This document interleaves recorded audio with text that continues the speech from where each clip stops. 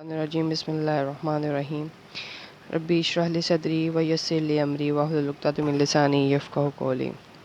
عزیز طالبات السلام علیکم۔ طالبات، ہم نے پہلے چیپٹر کا آغاز کیا تھا جس میں ہم نے سر سید مرحوم اور اردو لٹریچر کے حوالے سے بات کی تھی۔ اس میں آپ کو بتا چکی سر سید احمد کا جو اسلوب ہے کہ وہ کس انداز سے بات کرتے ہیں، ان کی تحریروں میں ہمیں کیا نظر آتا ہے،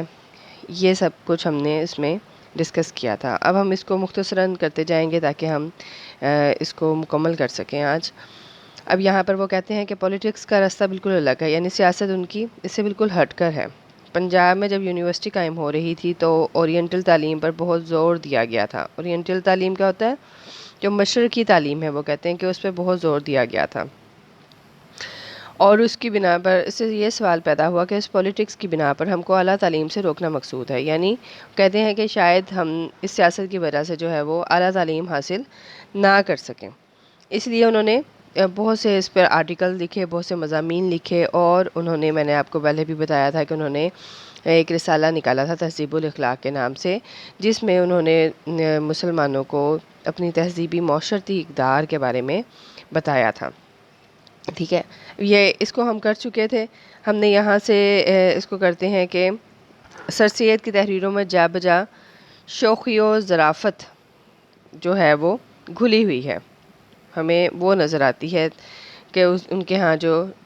طبعی شوخی ہے ان کی شخصیت میں، لیکن نہایت تہذیب اور لطافت کے ساتھ، یعنی وہ کہیں پہ بھی تہذیب کا دامن اپنے ہاتھ سے جانے نہیں دیتے۔ مولوی علی بخش مرحوم جو سر سید کی رد میں رسالے لکھا کرتے تھے، رد میں یعنی کہ سر سید احمد خان جو باتیں بیان کرتے تھے تو مولوی علی بخش جو ہیں وہ اس کے مخالفت میں جو ہے ان کے حریف تھے، ان کے انکار میں وہ کتابیں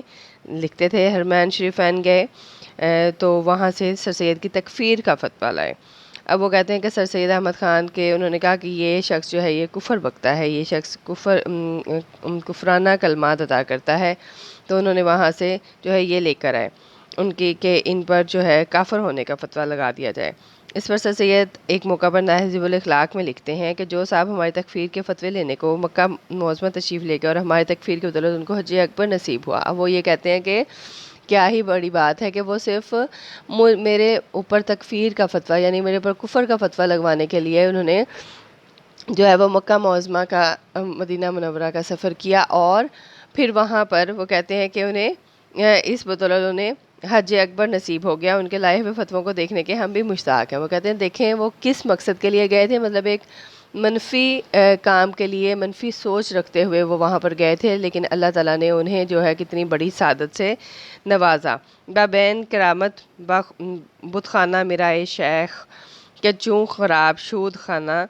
خدا کردت، یہ فارسی کا شعر ہے جس میں وہ کیا کہتے ہیں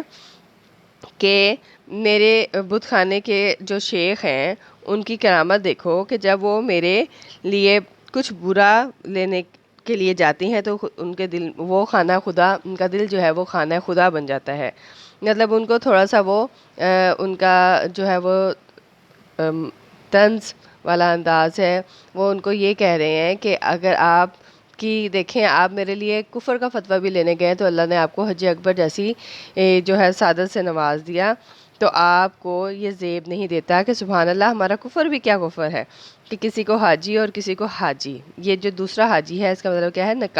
نکالی کرنے والا، کسی کو کافر اور کسی کو مسلمان بناتا ہے۔ باراں کے درے لطافت تبش خلاف نیست کہ میری جو ہے وہ میری جو لطافت ہے، بارش کی جو لطافت ہوتی ہے وہ کبھی بھی انسان کی طبیعت کے خلاف نہیں ہوتی۔ درے باغ لالا روید کہ وہاں پر لالا اگتا ہے، اس باغ میں درے شورا بوم خس کہ جہاں پر لالا اگتا ہے اس بارش سے وہاں پر گھاس اور وہاں پر کانٹے بھی اگا کرتے ہیں ساتھ، یعنی اچھائی کے ساتھ برائی ہے۔ انہوں نے کہا کہ کوئی بھی شخص جو ہے وہ فطرتاً کتنا ہی اچھا ہو جائے لیکن یہ نہیں ہو سکتا کہ وہ فرشتہ بن جائے گا، یہ خصوصیت صرف فرشتے میں ہے، اور انسان جو ہے اس میں اچھائی اور برائی ساتھ ساتھ چلتی ہیں۔ اس لیے آپ کسی کو یہ نہیں کہہ سکتے کہ یہ شخص جو ہے وہ سرتاپا جو ہے وہ فرشتہ صفت ہے۔ اچھا جی، اس کے بعد وہ کیا کہتے ہیں کہ تہذیب الاخلاق جب بند ہوا تو سر سید نے خاتمے پر جو مضمون لکھا ہے اس کی ابتدائی فکریں یہ ہیں: سوتوں کو جھنجھوڑتے ہیں، جھنجھوڑنا بیدار کرنا کہ جاگ اٹھیں، اگر اٹھ کھڑے ہوئے تو مطلب پورا ہو گیا، اگر نیند میں اٹھانے سے کچھ بڑبڑائے، کچھ جھنجھلائے، ادھر ہاتھ چھٹک دیا، ادھر پیر چھٹک دیا، اینڈے پڑے سوتے رہے، یعنی کہ اکڑ کر سوتے رہے تو کہو کہ تھوڑی دیر بعد جاگ اٹھیں گے، تو اخیر درجے تک کی نوبت آ گئی، یعنی آخر تک ان کی یہ حالت ہو گئی ہے۔ اچھا بچے وہی حساب ہے ان کا، وہ کہتے ہیں کہ جب ہم وہ سوتوں کو جھنجھوڑ کر اٹھانے کی کوشش کرتے ہیں تو بچے جو ہیں وہ خود بخود ہی اس پہ ناراض ہو جایا کرتے ہیں، وہ کہتے ہیں کہ ہم نے ایسے ہی سونا ہے، ہم نہیں اٹھیں گے۔ آگے دیکھیے، حقیقت یہ ہے کہ سر سید نے انشاء پردازی پر جو اثر ڈالا ہے اس کی تفصیل کے لیے 2-4 صفحات کافی نہیں ہو سکتے۔ یہ کام در حقیقت مولانا حالی کا ہے، وہ لکھیں گے اور خوب لکھیں گے، بلکہ یہ کہنا چاہیے کہ لکھ چکے ہیں اور خوب لکھا ہوگا۔ میں کالج کی طرف سے مجبور کیا گیا تھا کہ اس وقت جبکہ تمام ملک میں سر سید کا آواز ماتم گونج رہا ہے، یعنی وہ کہتے ہیں کہ ان کی شہرت کی ہر طرف جو ہے وہ گھن گرج ہے، اس وقت ہر شخص ان کے کارناموں کے سننے کا شائق ہے، شوقین ہے،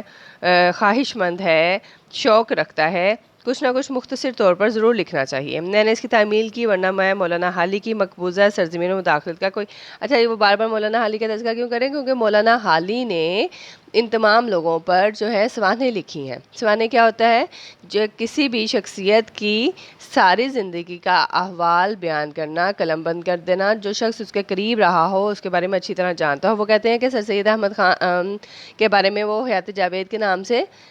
آبتی سوانح عمری لکھ چکے ہیں، تو یہاں پر بھی وہ یہ کہہ رہے ہیں کہ یہ انہی کا کام ہے، انہی کو زیب دیتا ہے مجھے۔ یہ اب اس وقت کی بات کر رہے ہیں جب فورٹ ولیم کالج 1801 میں بنا تھا اور جان گل گرسٹ اس کے پرنسپل تھے، اور جان گل گرسٹ کی خواہش پر یا ان کے ایما پر انہوں نے